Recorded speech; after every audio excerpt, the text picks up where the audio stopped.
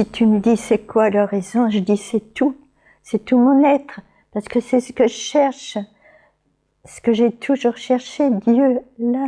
Et Jésus pour me mener au Père, parce qu'on a des dialogues petit à petit, bien sûr, entre le début et maintenant, des sortes d'étapes qui se sont faites en lien souvent avec des événements de ma vie qui changent l'oraison. Je n'ai jamais lâché l'oraison. Même si je suis dans le train pour aller voir ma sœur, la seule famille qui me reste, peu importe, j'essayais de garder, parce que j'en avais besoin, pas parce qu'on m'avait dit de ne pas la lâcher, parce que j'aurais trop de regrets de ne pas prendre le temps de rencontrer Jésus.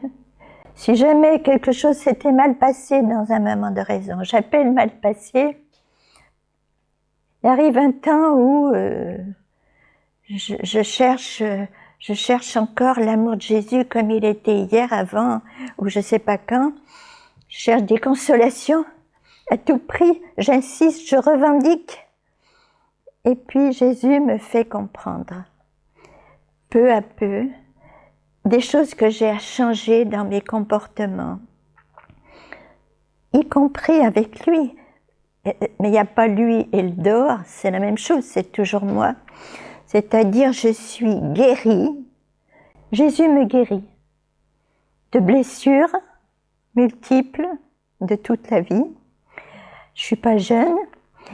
Et il me guérit aussi de ce qui est si dissemblable de ce que le Père attend, de ce qui est pollué, de tous les péchés, du plus petit au plus grand, de tout ce qui est tellement loin de lui. Alors ça, c'est une nouvelle étape, cette sanctification réclamée, demandée à Jésus, parce que pour le rejoindre, parce que lui est tellement, il n'y a pas de mots, je veux dire, je mets des mots à côté, intact, il est totalement pur, et moi je suis pas là, donc de l'implorer pour me sanctifier.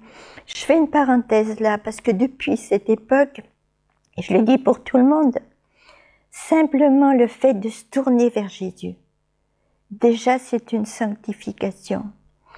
Le fait de poursuivre l'oraison, même si l'oraison ce jour-là me donne pas la présence de Jésus, du moins que je cherche, que je quête, que c'est ardu, je persévère.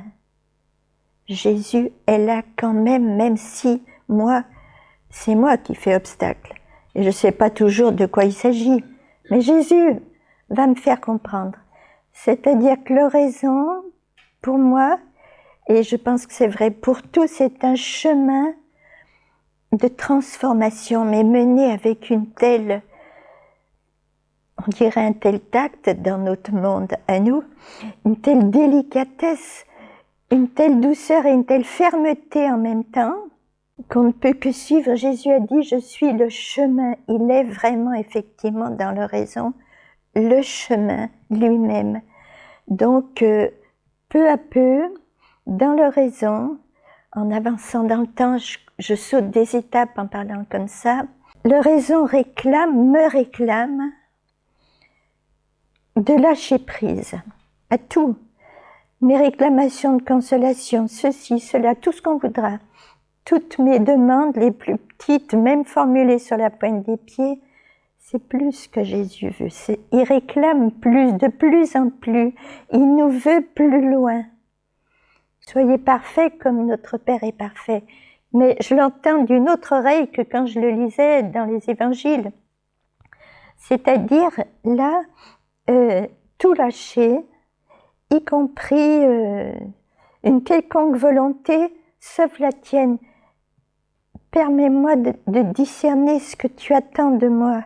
Toujours pas de réponse, alors j'ouvre complètement les bras, tant pis, comme ça j'ouvre tout, le plus que je peux, c'est-à-dire, j'ai pas forcément une tension dans l'écoute. Je lâche les tensions, premier passage.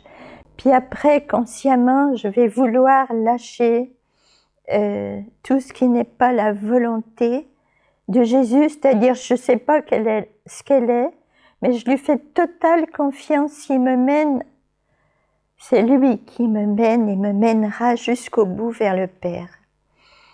Donc voilà, en gros, je ne sais pas si, on n'en dit jamais assez, ni pas, j'en sais rien. Après, ça s'enchaîne autrement, c'est-à-dire, c'est ce que j'appelais les transformations. Jésus me libère, peu à peu, très doucement, brin par brin, même si c'est oraison après oraison, justement, me libère de ce qui me sépare de lui, c'est-à-dire des façons d'être qui viennent du monde, d'une éducation, il faut être responsable, il faut ceci, il faut cela, le il faut, je l'ai vécu toute ma vie, dans le travail, partout. Je dis pas qu'il faut pas, il faut être responsable, oui, mais pas sans lui, c'est lui la base. Alors maintenant, quand j'ai peur, avant d'arriver là depuis hier soir, j'étais un peu inquiète, je me disais comment tu vas dire, comment tu vas faire, pour ça que j'avais pris des notes. Et puis, j'ai dit, bon, je remets tout entre tes mains, je te fais confiance. Plus d'une fois, ça m'est arrivé. Et là, c'est là où je dis que le temps d'oraison, précis, consacré à l'oraison, déborde dans la vie d'oraison. C'est-à-dire, Jésus est tout le temps là. Si tout ça est basé sur la foi. Une foi indéracinable en la présence de Jésus, il la confirme, bien sûr, mais il y a tellement de recul possible, parce que c'est trop dur, parce que si j'ai un tout petit conseil, mais il ne vient pas de moi, il vient de Jésus, c'est lui qui le dit. Celui qui persévérera jusqu'au bout, au bout du chemin, sera sauvé. Parce que Jésus l'aura tenu jusqu'au bout des bouts.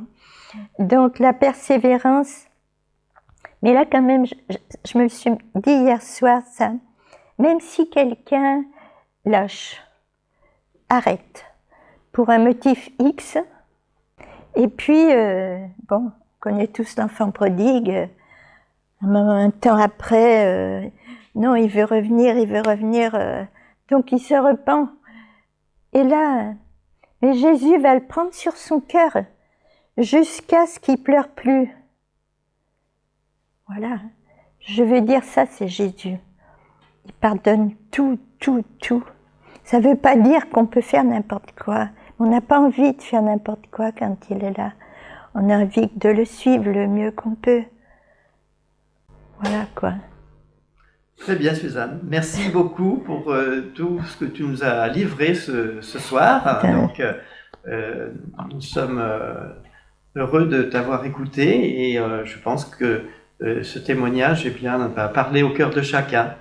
En tout cas, merci de vos présences qui étaient si proches, si attentives. Je les ai senties comme ça. Merci. Merci et bonsoir, Suzanne.